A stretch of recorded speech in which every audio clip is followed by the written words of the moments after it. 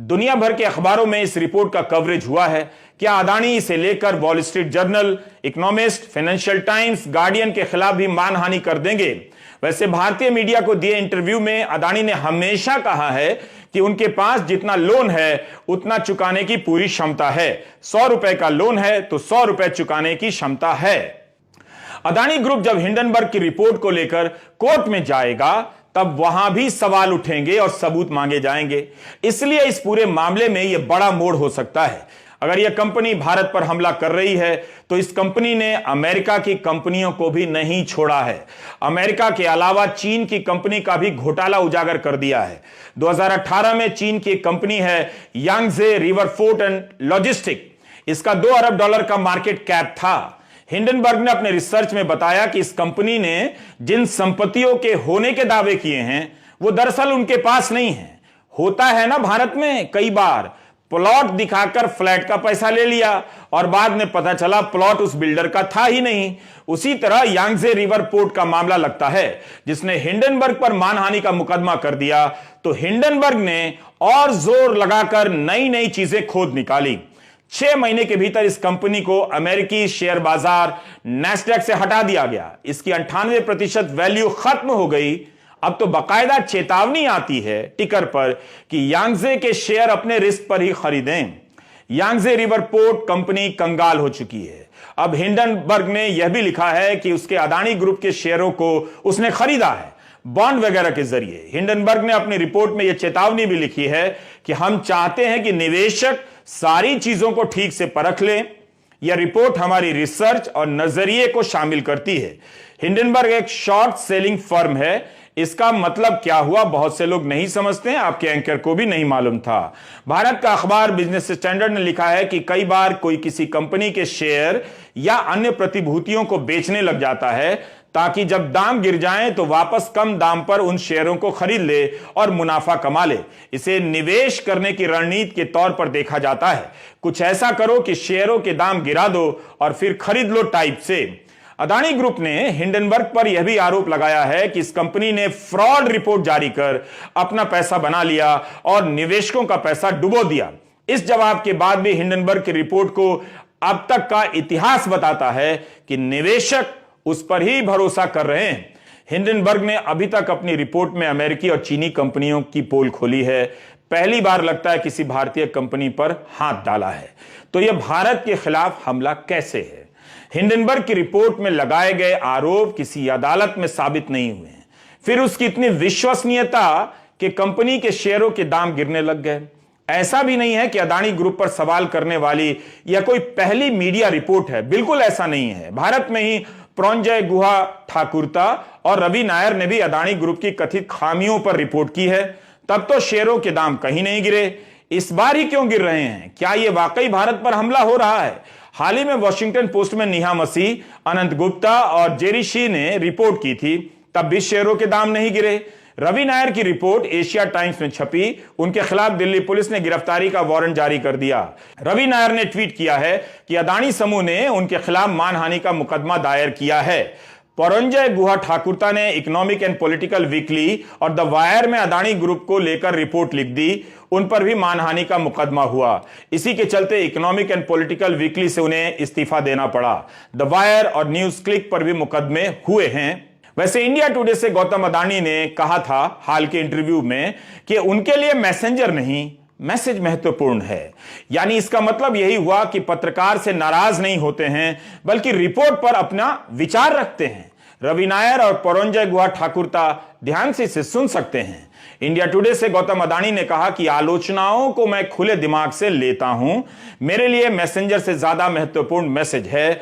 मैं दूसरे के विचार को हमेशा समझने का प्रयास करता हूं। मैं जानता हूं कि मैं परफेक्ट नहीं हूं, ना ही हमेशा सही हूं। हर आलोचना मुझे अपने में सुधार करने का नया अवसर देती है। तभी तो अदानी जी ने 413 पन्नों के जवाब हिंडनबर्ग रिसर्च संस्था को भेजे हैं, जिससे पता चलता है कि उनके लिए वाकई इस वक्त मैसेंजर से ज्यादा मैसेज महत्वपूर्ण है, यानी रिपोर्ट महत्वपूर्ण है। लेकिन हिंडनबर्ग ने लिखा है कि 2021 में अदानी कोर्ट गए थे ताकि एक यूट्यूबर उनके खिलाफ कुछ ना बोल सके और उसके बोलने पर पाबंदी लगा दी जाए। अदानी समूह के 413 पन्नों के जवाब के बाद हिंडनबर्ग ने बयान जारी किया है और कहा है कि राष्ट्रवाद के नाम पर आप फ्रॉड पर पर्दा नहीं डाल सकते। इस भारी भरकम जवाब में हमारे मुख्य आरोपों को नजरअंदाज किया गया है। अदानी ग्रुप ने दावा किया है कि हिंडनबर्ग ने प्रतिभूति और विदेशी विनिमय कानूनों का गंभीर उल्लंघन किया है, मगर अदानी ने नहीं बताया है कि कौन से कानून है जिनका हमने उल्लंघन किया है। इसके बाद भी हम इस गंभीर आरोप का खंडन करते हैं। हिंडनबर्ग ने यह भी कहा है कि आप राष्ट्रवाद का नाम लेकर मूल सवालों से नहीं बच सकते। अदानी ग्रुप अपनी बेतहाशा तरक्की को भारत की तरक्की के साथ मिलाने का प्रयास कर रहा है, जिससे हम सहमत नहीं हैं। हम मानते हैं कि भारत एक धड़कता हुआ लोकतंत्र है और उसका भविष्य रोमांचक है, लेकिन हमारा यह भी मानना है कि भारत के इस सुनहरे भविष्य का चक्का अदानी ग्रुप जाम कर रहा है। जो देश को लूट तिरंगा का सहारा ले रही है उसकी कंपनियां, यह सब हिंडनबर्ग के जवाब में लिखा है। हिंडनबर्ग का कहना है कि 413 पन्नों के जवाब में काम के केवल 30 पन्ने ही हैं। हमने अपनी रिपोर्ट में 88 सवाल उठाए, 62 सवालों के जवाब नहीं मिले हैं। बेशक कुछ सवालों के अदानी समूह ने जवाब दिए हैं जो हमारी ही जांच की पुष्टि करते हैं। अदानी समूह ने अपने जवाब में कहा है कि हिंडनबर्ग ने 88 आरोप लगाए, इनमें से 65 के बारे में सारी जानकारियां अदानी समूह के पोर्टफोलियो में पहले से ही दी गई हैं। बाकी के 23 सवालों में से 18 सवालों के संबंध पब्लिक शेयर होल्डर से हैं और थर्ड पार्टी से हैं। बाकी के 5 बेबुनियाद आरोप हैं।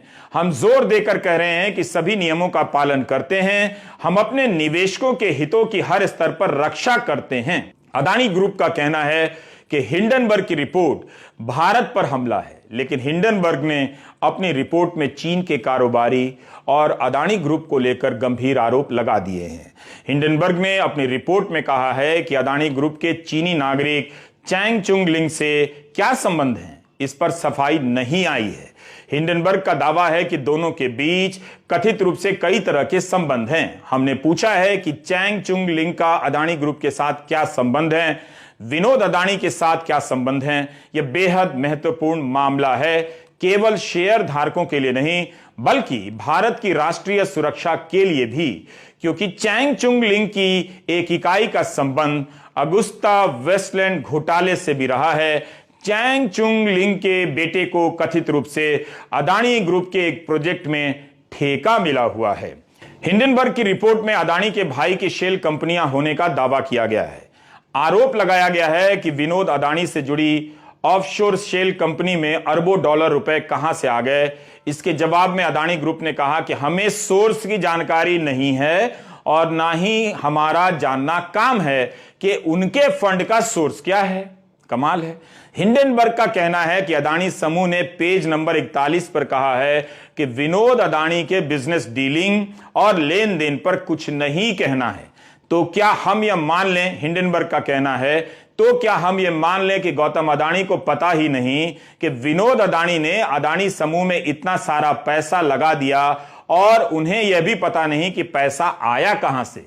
मॉरिशस से चल रही कंपनियों और उनकी भूमिका का भी जिक्र है, जिन्हें अलग से विस्तार से समझने की जरूरत है। सवाल यही है कि क्या गौतम अदानी इन 413 पन्नों के जवाब के सहारे हिंडनबर्ग की रिपोर्ट को चुप करा देंगे।